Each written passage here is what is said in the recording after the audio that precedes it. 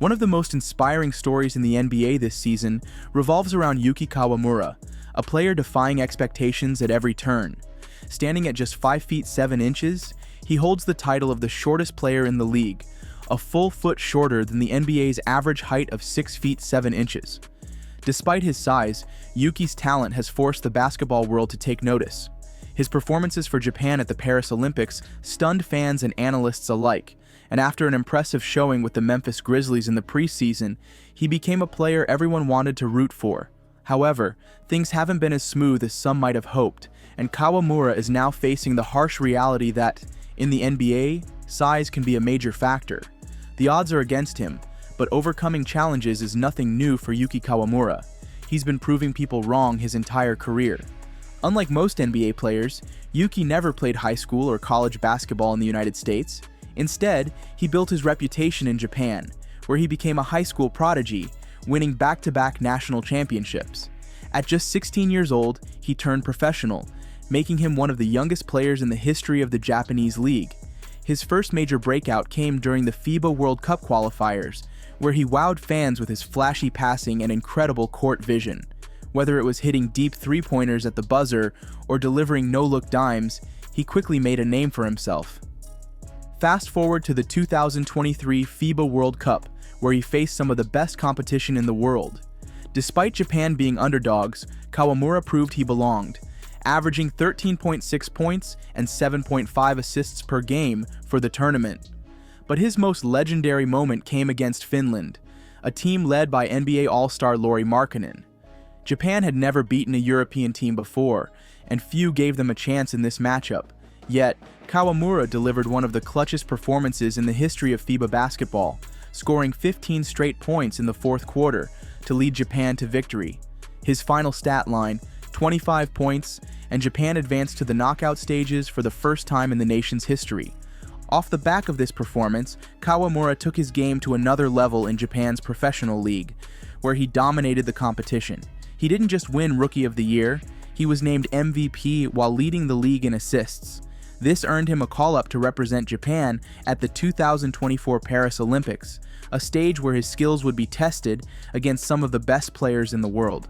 Japan entered the tournament as massive underdogs, and after losing their opener by 20 points, they found themselves in a must-win game against France. Kawamura had never played in a game of this magnitude before.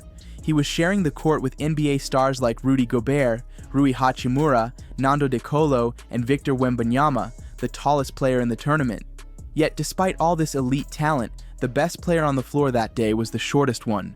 Kawamura led all scorers with 29 points, adding 6 assists and an impressive 7 rebounds, despite going up against some of the best big men in the world. His shooting was lights out, draining long-range bombs and slicing through the defense with his quickness. But unfortunately, some questionable officiating late in the game favored the host nation, and Japan fell in a heartbreaking loss. Without Rui Hachimura, Japan struggled in their final game against Brazil, losing decisively and exiting the tournament without a single win. Kawamura, however, had nothing to be ashamed of. He had proved himself on the biggest stage, averaging 20.3 points and 7.7 assists per game, placing him in the top 3 in both categories among all players, a tournament that featured LeBron James, Nikola Jokic, and Giannis Antetokounmpo. His performances caught the attention of NBA scouts, and he landed a deal with the Memphis Grizzlies, becoming just the 4th Japanese player in history to sign with an NBA team. It was initially just an Exhibit 10 contract, meaning his chances of making the final roster were slim. But once the preseason began, Kawamura did what he always does: exceed expectations.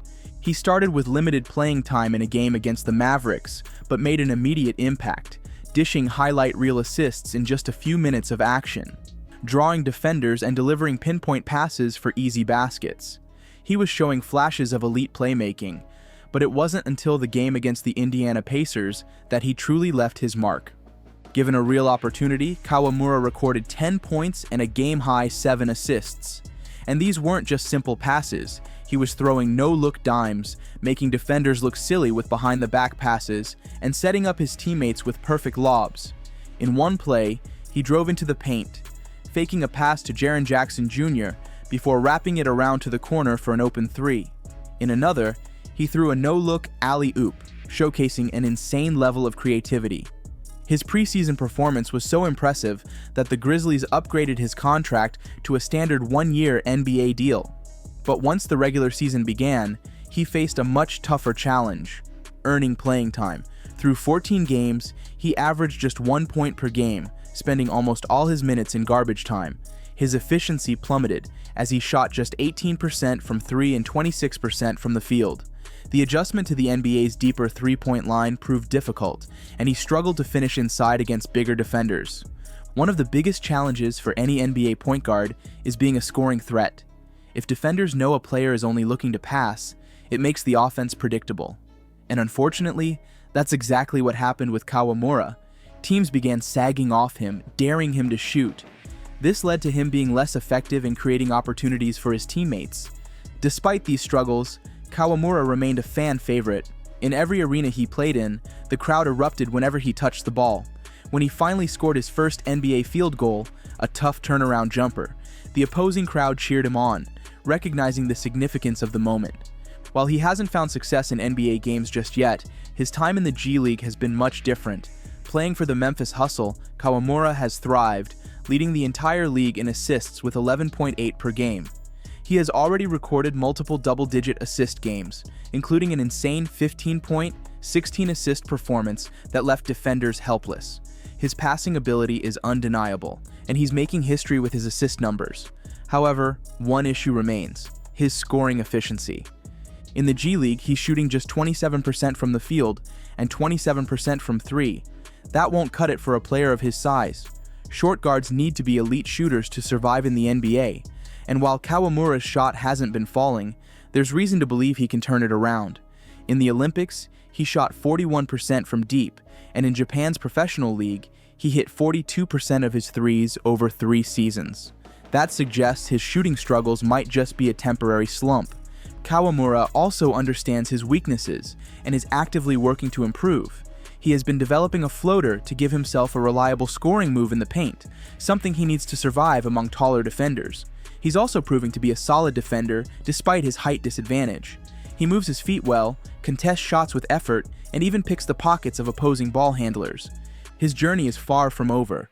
Kawamura knows he's in a tough position, fighting for minutes on a deep Grizzlies roster featuring stars like Ja Morant and Desmond Bane, but he's used to being doubted. He's a 5'7" Japanese player in the NBA. That alone is an incredible achievement. And if there's one thing we've learned from Yuki Kawamura's career so far, it's that counting him out is always a mistake. Now, if you enjoyed this deep dive into one of the NBA's most unique players, make sure to like this video and subscribe for more basketball content.